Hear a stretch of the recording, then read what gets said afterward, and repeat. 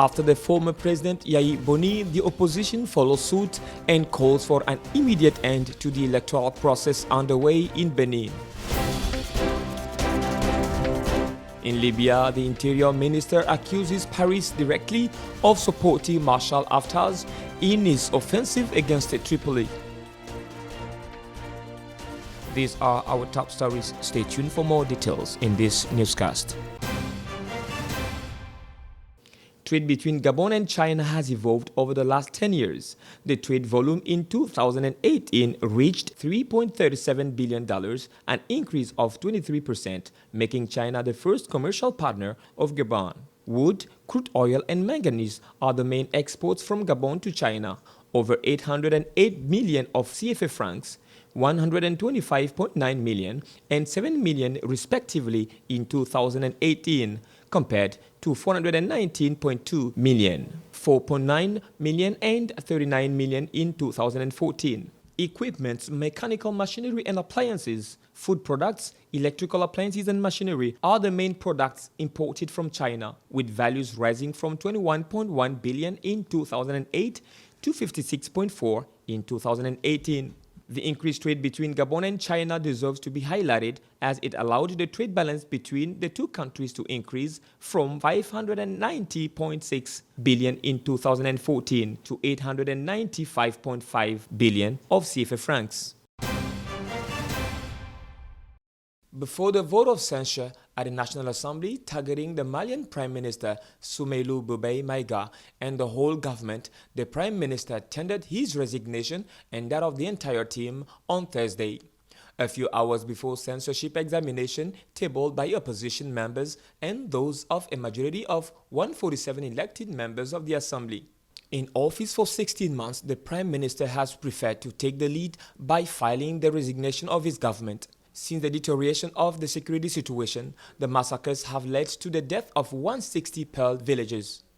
The Prime Minister these recent weeks has been facing a parliamentary front from both sides, including demonstrations in the city of Bamako. In a radio and television address earlier this week, Ibrahim Boubacar Keïta, the Malian head of state, said he had heard all the rage, decoded all the signals, including all the messages coming from the countryside.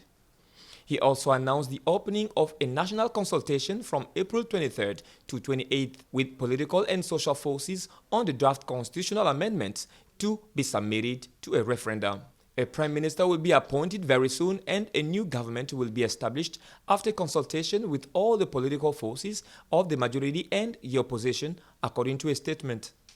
On Thursday, a few hours before the examination of the vote of censure tabled by the Malian opposition, Prime Minister Soumeylou Boubèye Maïga resigned. For several weeks, influential Muslim religious leaders were calling on the Prime Minister to resign. Hundreds of people from the Bahari neighborhood in northern Khartoum flocked to the sit-in carrying banners reading Bashir to court. Not because that we came out to ask for protections. No, we came out to look for freedom, unity, to be one united country. And for the case of Bashir being in a prison, well, we want Bashir to be judged. The former head of state is under arrest warrants of the International Criminal Court, particularly for genocide in Darfur, but the current political authorities opposed to his extradition. Arrested and detained in an unknown location, the 75-year-old Bashir was transferred Wednesday to a prison in the northern Khartoum. The military council announced the same day the arrest of two of his brothers. The people now demand the dissolution of the successor military transitional council and the establishment of a civil power. While the process in view of choosing members of parliament in Benin is ongoing, the opposition does not give up. Several statements also call for the end to the process. It was first the Party of Democratic Renewal of Adrien Ugbeji that opened this media campaign, demanding the cancellation of the current non-inclusive electoral process and the organization of inclusive legislative elections. Former head of state Yahya Boni also came out once again to denounce the severe exclusion of opposition parties for the 28th April parliamentary elections. His party, the FCBE, is included in this sidelining. He declared government has to be carried out for the people. To interfere is to destroy democratic heritage.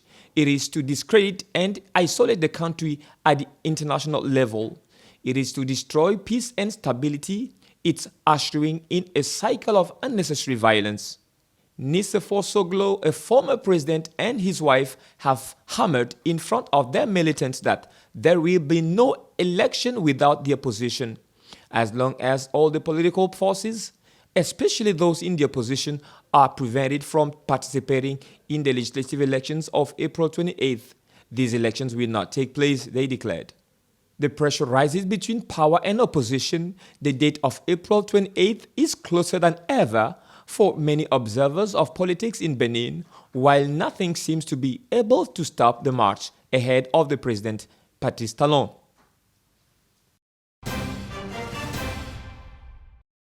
According to a statement issued by his press service, Interior Minister Fatih Bach Aga ordered the suspension of any relationship between his ministry and the French side concerning bilateral security agreement with the French government, accusing France of supporting Marshal Khalifa Haftar, who acts against legitimacy. Considered by diplomats and analysts as one of Marshal Haftar's supporters, along with Egypt and the United Arab Emirates, France had denied supporting Haftar's offensive against Tripoli. On April 8th, a French diplomatic source said Paris had no hidden agenda to put Haftar in power and would not recognize any legitimacy if it took control of Tripoli by means of arms. France is accused of supporting Khalifa Haftar's forces, which they say their offensive is a means to fight terrorists in Tripoli. Dozens of protesters, including several of those wearing yellow vests, condemned last Tuesday in the Libyan capital what they call support of France to Marshal Haftar. Protesters were wearing the famous yellow vest in reference to the French movement against the tax and social policy of French President Emmanuel Macron. So it's like you go to school, and then once you are qualified, you sit with a whole stack of certificates that you can't actually use. But then you can see within the public sector that, yeah, I can make a contribution. Yeah, I can make a contribution. But it's like they are just not hiring the correct candidates. If you look at... But the case of Gomoso Sebabi is far from being the only one. Young graduate in journalism at the University of Rhodes, Solopele Maputla ventures in resourcefulness to survive. Desperate and disappointed, she no longer believes in the words of politicians. I feel scammed because in so many of these campaigns, right, they talk about unemployment, they talk about poverty alleviation, they talk about gender-based violence, but it's all a talk shop. And I genuinely feel like you're trying to target the youth, but even the representation in most parties is not, like, there are no young people in some of these parties even. So in South Africa, where the stigma of racism is still strong, the path from university to the labor market remains fraught with pitfalls for the black majority. Even though since the fall of apartheid, access to universities for the black race has improved significantly. The number of graduates from public higher education institutions has increased from nearly 93,000 in the year 2000 to about 204,000 in the year 2016. Unemployment has already pushed young people away from politics and is now reaching epidemic proportions. Abidjan hosted last Wednesday the first West African Summit on Women's Entrepreneurship, a project led by the World Bank with the assistance of the African Development Bank and the Islamic Development Bank to enable women to emancipate themselves economically by giving them access to funding to start or manage a business or access to technology.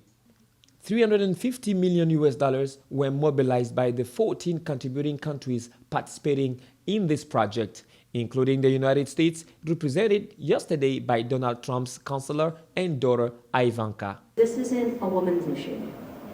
This is about the growth and prosperity of nations, the security of countries, and it is a human issue.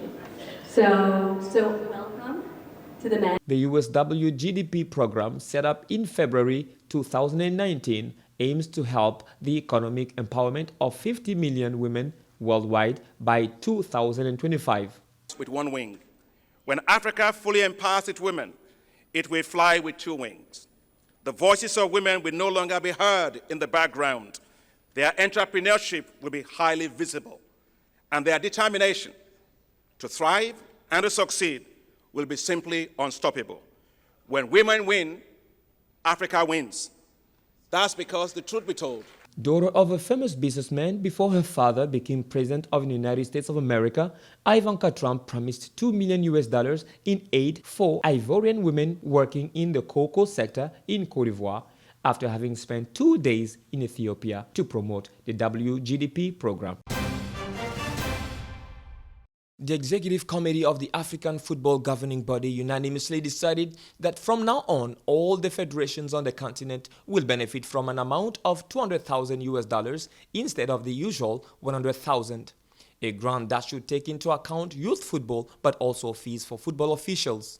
The decision by the African Football Confederation to increase grants to federations is a campaign promise from the Confederation current president, who had pledged to grant $100,000 to each national association, including $20,000 for the needs of presidents of associations.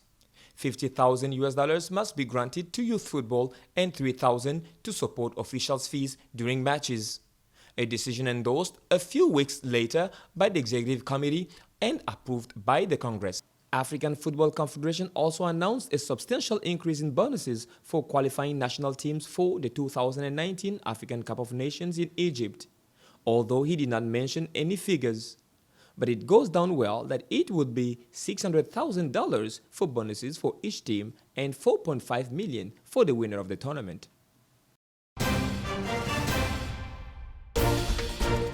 After the former president Yayi Boni, the opposition follows suit and calls for an immediate end to the electoral process underway in Benin. In Libya, the interior minister accuses Paris directly of supporting Marshal Haftar's in his offensive against Tripoli. That's all for our newscast today. Stay tuned on Gabon 24 for more news.